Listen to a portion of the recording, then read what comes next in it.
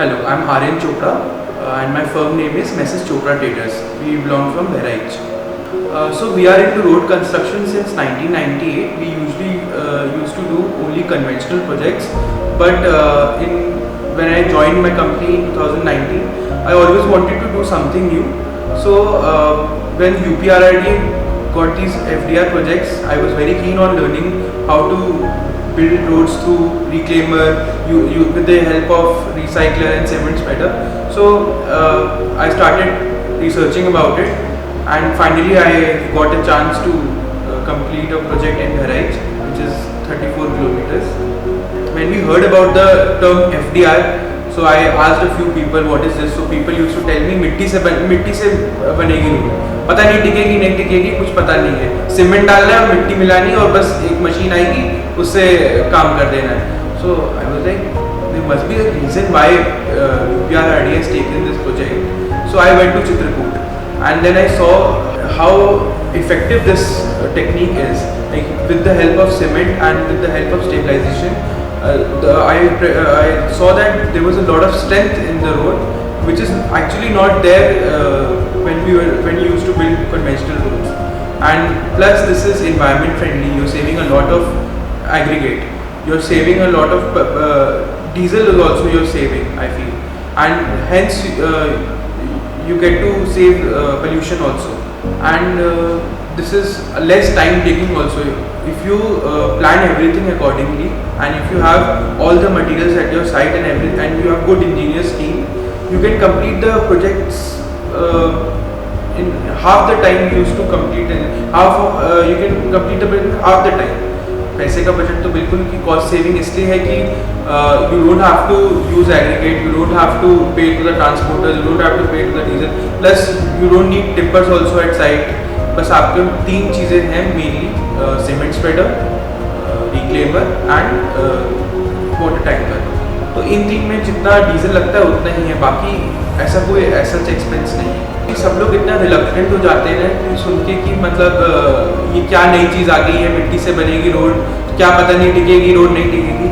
Firstly पहले मुझे तो ये लगता है कि सबको एक बार रिसर्च करना चाहिए प्रॉपर्ली, जाना चाहिए साइट पे कि क्या चीज़ एक्चुअलिटी में है, समझना चाहिए उसको.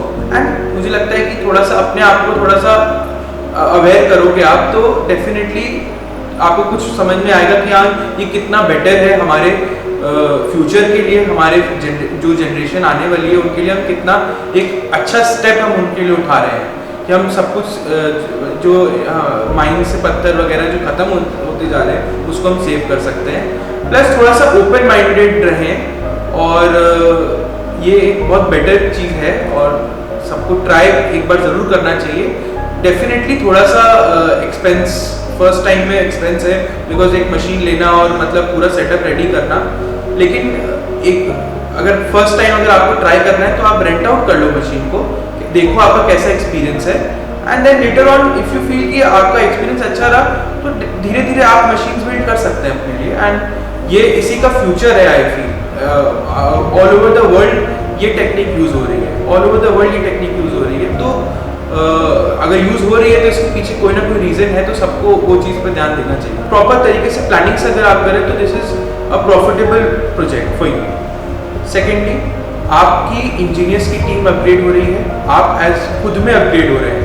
आप सेम नहीं तो उसी काम को करते रह रहे हैं, आपको कुछ डिफरेंट करने को मिल रहा है, तो आपका भी जो दिमाग है वो खुलता है काम करने, और आपका एक कॉन्फिडेंस लेवल बिल्ड हो जाता है कि हाँ मैं ये कर सकता हूँ. जैसे फॉर मी, जब मैंने देखा ये प्रोजेक्ट तो मैंने पहले 2 बार सोचा कि मतलब मैं क्या कर पाऊँगा कि नहीं कर पाऊँगा, बट जब मैंने एक्चुअली 15 जून को ट्रायल पैच किया और जब सक्सेसफुली सब कुछ हो गया तो मुझे लगा कि हाँ नहीं, अब तो ये मैं बहुत आराम से कर सकता हूँ.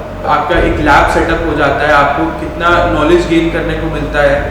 एक बार का वन टाइम इन्वेस्टमेंट है ये, उसके बाद आप कंपनी को लगातार प्रोजेक्ट्स मिलते रहेंगे, बिकॉज एक एज है ये कॉन्ट्रैक्टर्स को जो ये स्टेप ले लेते हैं, तो उनको वो बाकी सारे जो कॉन्ट्रैक्टर्स जो जिनके पास मशीन नहीं है या जिनके पास एक्सपीरियंस नहीं है वो ये सब काम के लिए फिट नहीं कर पाएंगे. तो थोड़ा सा जो कंपटीशन लेवल जो कन्वेंशनल कामों में बहुत बढ़ चुका है, यहाँ पे कंपटीशन कम. फर्स्टली तो पूरा गांव आता है देखने की ये कौन सी मशीन आ गई है, क्या है ये बड़ा सा, मतलब कि क्या चल रहा है ये रोड पे. लोग का ये भी फीडबैक मैंने सुना कि ये मट्टी पाट के पूरा पैसा करोड़ों का मट्टी पाट देंगे और पूरा करोड़ों का पेमेंट ले जाएंगे। Definitely the surface is much better.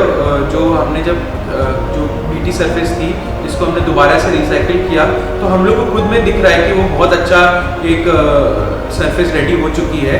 तो जब क्यूरिंग पीरियड पूरा हो चुका होगा तो मतलब एक बहुत मजबूत सरफेस रहेगी। Even the local MLA called me and told me कि जो कर रहे हो बहुत बढ़िया है और मैं चाहता हूँ कि तुम और भी प्रोजेक्ट्स ऐसे करो, बिकॉज थोड़ा सा यंग होने का वो एक है कि सब सपोर्ट करते हैं।